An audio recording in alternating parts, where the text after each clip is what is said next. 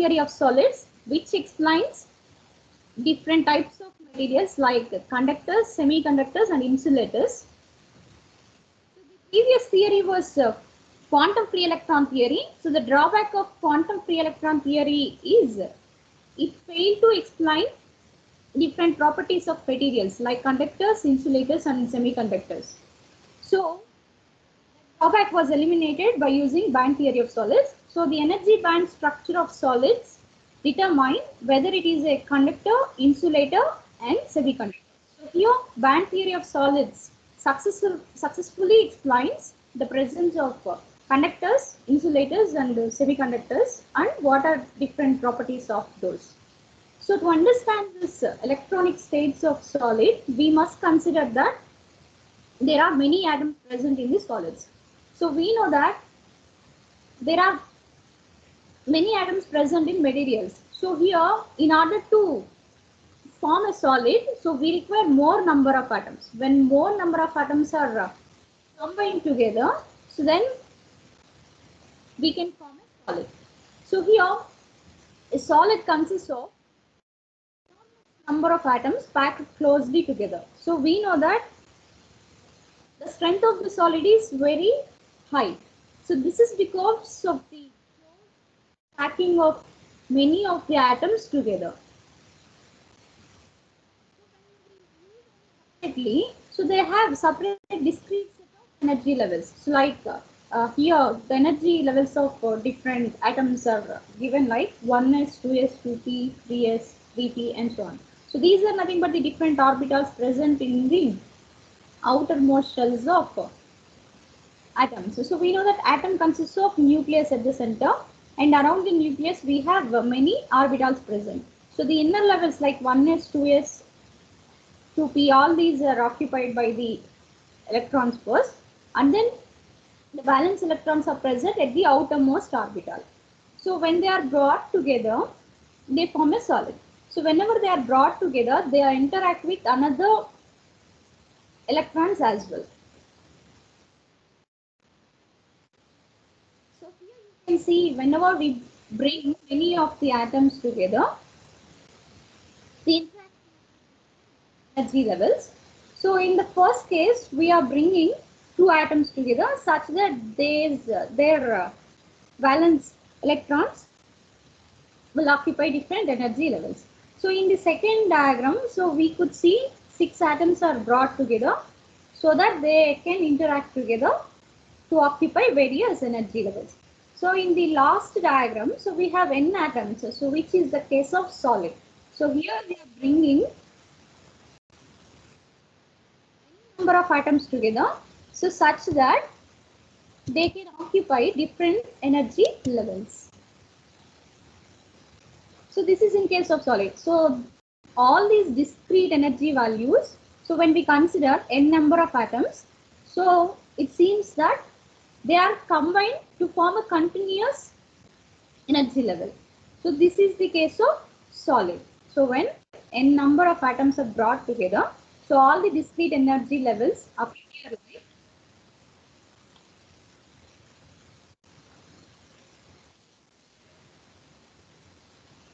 they have combined together and form a solid.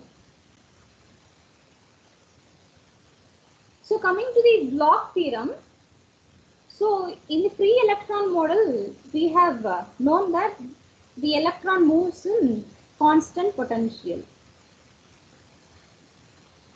But in reality, so this kind of case will not exist. So why? Because when we are bringing many atoms together, so each and every atom has a nucleus, which is known as lattice ion. So all these lattice ions are regularly arranged with some distance between them. So this distance is equal for one nuclei to another nucleus. So when this kind of case exists, as a consequence, the potential experienced by the electron is not constant, but it varies with the density of the lattice. So here, if you observe this diagram, so this is the one-dimensional case of an atom, a material. So where different lattice ions or nuclei are arranged in particular arrangement with some distance between them, which is known as A. So this is lattice distance, or this A is known as lattice constant. So all these have equally spaced distance between them. So whenever the electron is moving in different directions, so different electrons are present in their outer orbits, all those are able to move in different directions. So when the electron is moving between this lattice space, so it will not have constant potential, but its potential energy will vary with respect to lattice constant. So here if you observe, the V of x is the potential energy of an electron. So this is going to be varied like a parabola. So here at the ion core, okay, so at the positive ion core or at the nucleus, so the potential energy of the electron is minimum, whereas in between, exactly at the center of the lattice constant, it will have the maximum value. So this is the case of electron moving in real crystal. So that is nothing but the inside a solid. So where the periodicity exists between different ion cores. So this periodic potential V of x changes with the help of lattice constant. So that is given by the expression V of x equal to V of x plus A. So here A is the periodicity of the lattice ions. So which is equal for all lattice ions. So as per the zone theory,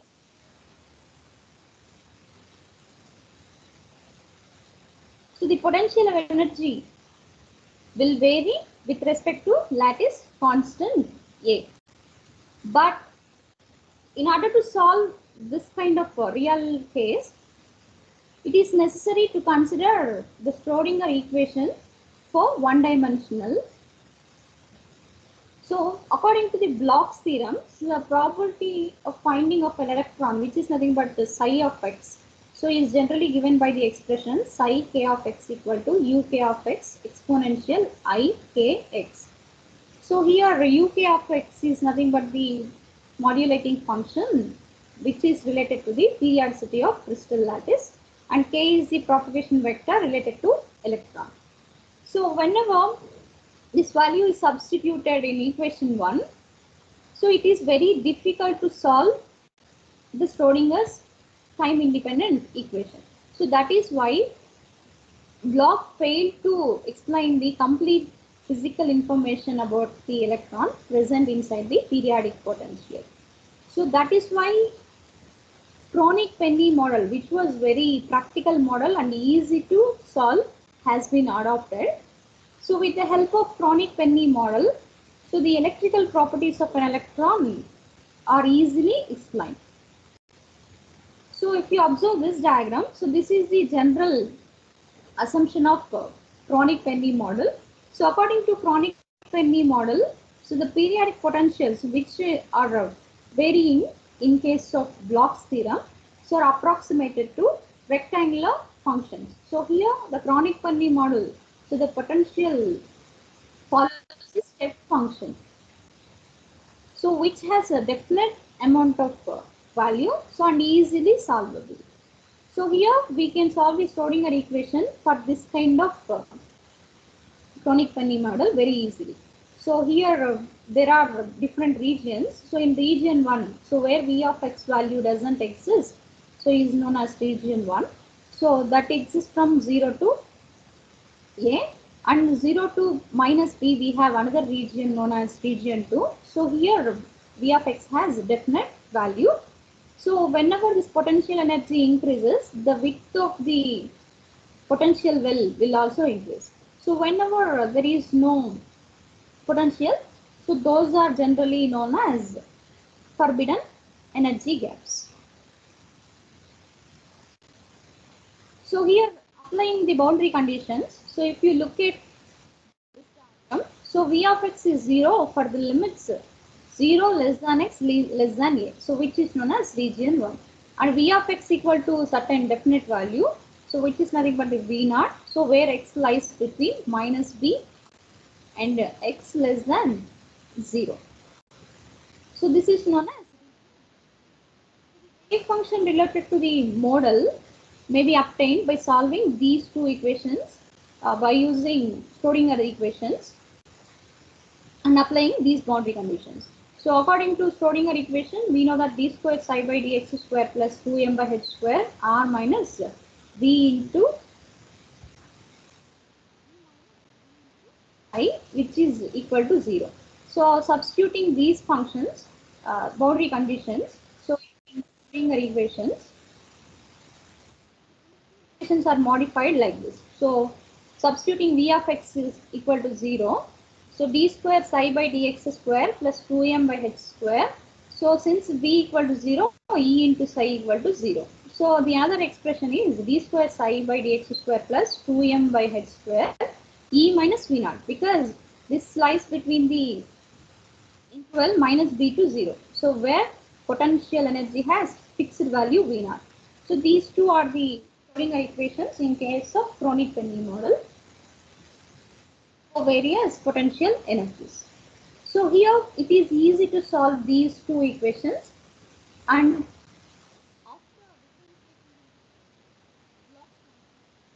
k of x and substituting the boundary conditions in Schrodinger equation. So the solution after simplification we are going to get in the form of this expression.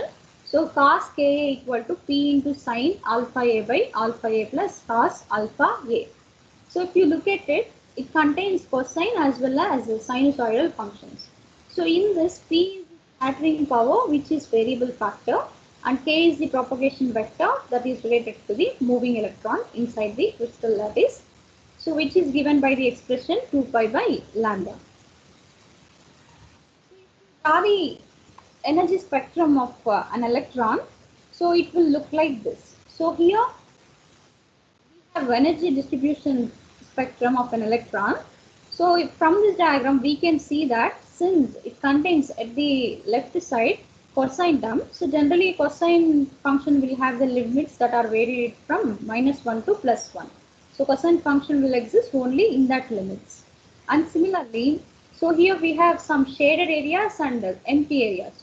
So these shaded areas are nothing but allowed energy bands, so where the electrons can reside, whereas the gaps which are present here, so which are empty, are known as forbidden energy gaps, where the electrons do not exist.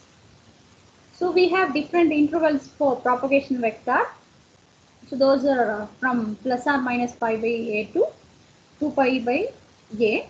So at these intervals, so wherever the allowed energy bands are exist, there we can find the electron. So in the gap, that means where the energy band doesn't exist, so this is known as forbidden energy gap.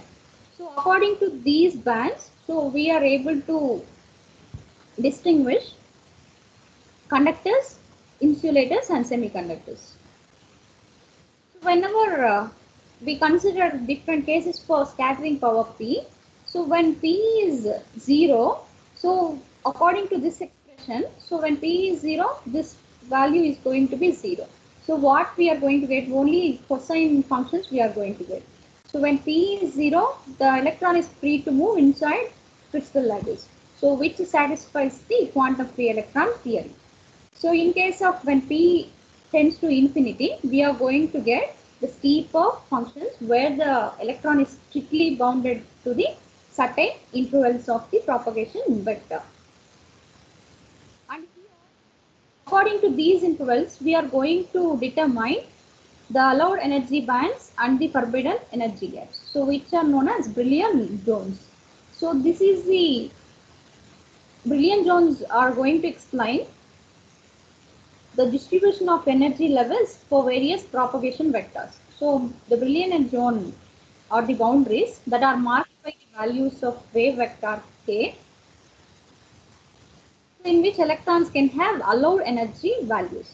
So at certain intervals of propagation vector k only, so the allowed energy levels are exist for electrons. So for other intervals of k, there is no chance of occupation of electrons. So from the expressions of energy of electron in a potential box, we have E equal to m square h square by 8 m a square. And we know that k is equal to n pi by a, where n is the positive or negative integer. So we are going to substitute the k value here. So by taking n square a square equal to k square by pi square. So if you substitute k square by pi square in energy, so we are going to obtain the expression like E equal to k square h square by 8m pi square. So from this we are going to observe that, so except k and E, so remaining are constants. So from this we are going to derive the expression for relation between energy of the electron and propagation vector as, so E is directly proportional to k square, so which represents the parabolic function. So now if you draw the diagram between total energy of the electron and wave vector, that is nothing but propagation vector of electron for various values of k, so where k value is n pi by a, so n is an integer. This will look like this. So the parabolic function, so is the energy versus k diagram. So from this we are going to observe that, so at the intervals minus pi by a to pi by a, so there exists some energy. That means at this boundaries, so we have allowed energy bands, and after that it at minus pi by a and pi by a, so it is discontinuous. So wherever this energy level doesn't exist, this is considered as energy band gap, so which is nothing but the forbidden energy gap. And after from pi by a to 2 pi by a, we have again the allowed energy band. So like that at the higher orders we are going to get different allowed energy bands as well as the energy gaps between them. So this will be applicable for in case of negative integers as well. So from minus pi by a to minus 2 pi by a, so we have some allowed energy bands, and exactly at the minus pi by a we have some discontinuity, so which is given by the band here. So according to this distribution, what we can understand, at certain levels of intervals, so there exists allowed energy bands and it becomes discontinuous where the energy band doesn't exist, which is nothing but the forbidden energy gap. And after that it is continued again. So the energy bands are exist. So this kind of theory is nothing but band theory of solids. Coming to the different energy bands that are formed inside the solids, we have two different types of bands available. So inside any kind of solid, those are nothing but valence band and conduction band. So generally, these are various energy levels when they are combined together. So this is in case of number of atoms 1. So when there is only single atom, so we have only one energy level. So this is the atom which has nucleus at the center. Similarly, when we have two atoms, when they are brought together, so they are going to interact with each other. Similarly, when three are brought together, so they are going to interact among one another. Similarly, when it is extended for n number of atoms, so all those atoms are going to interact together. So the electrons which are present at the outer orbitals, okay, so which are generally known as valence electrons, are going to interact with one another and they will occupy different energy levels. So at the right side you can see what are the different bands that are formed in the solids. So generally the inner levels, the inner energy levels are mostly completely filled by the electrons. So at 0 Kelvin temperature, so that is generally known as valence band. So as we have observed from the E versus K diagram, so wherever the energy doesn't, that means the presence of electron doesn't exist, this is generally given by forbidden energy gap. So now after that we have conduction band. So in conduction band at normal temperature, so there are no electrons. But whenever some external energy is applied to the valence electrons, they are ready to jump to the conduction band and they are available for conduction of electricity. So depending on the band gap between different materials, so we have three different classification of solids. So those are nothing but conductors, semiconductors and insulators. So conductors are nothing but the materials which are able to conduct the electricity. So here if you look at the energy band diagram, so in case of conductors, the valence band and conduction band are going to be overlapped. So there is no band gap between these two bands. So at normal temperatures itself, the valence electron can go to the conduction band and hence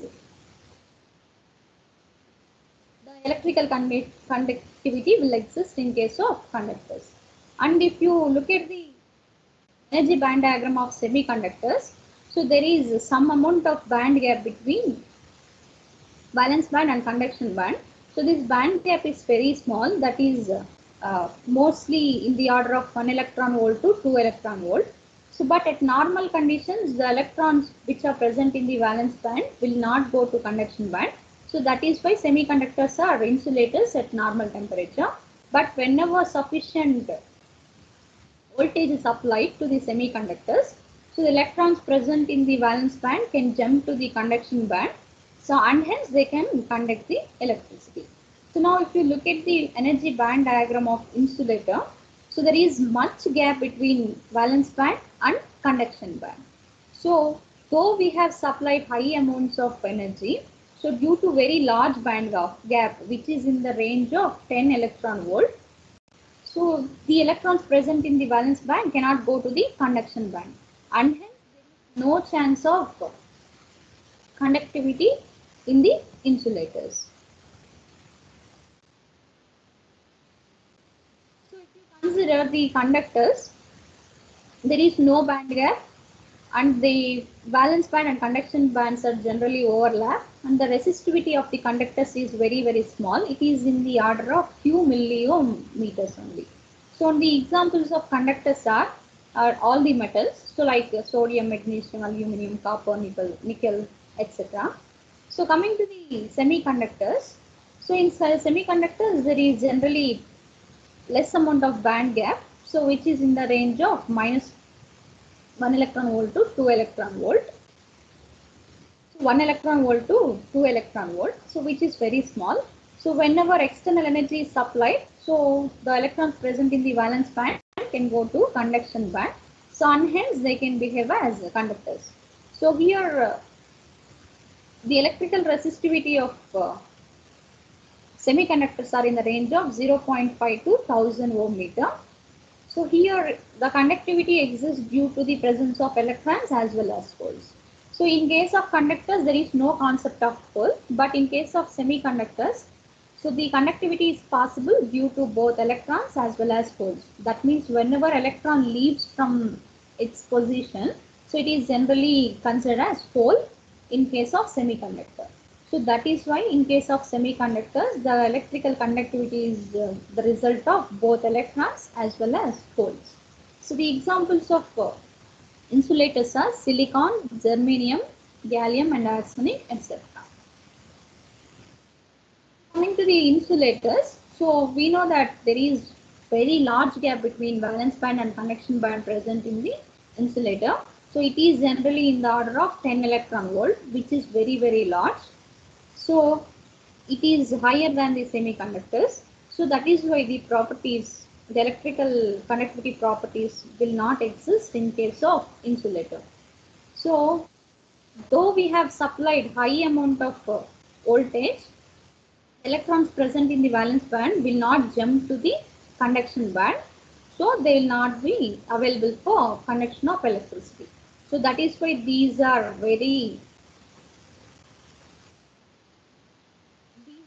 generally very high resistivity. So the resistivity order is from 10 power 7 to 10 power 12 ohm meter. That means very high. So the examples of insulators are wood, rubber, glass, stones, etc.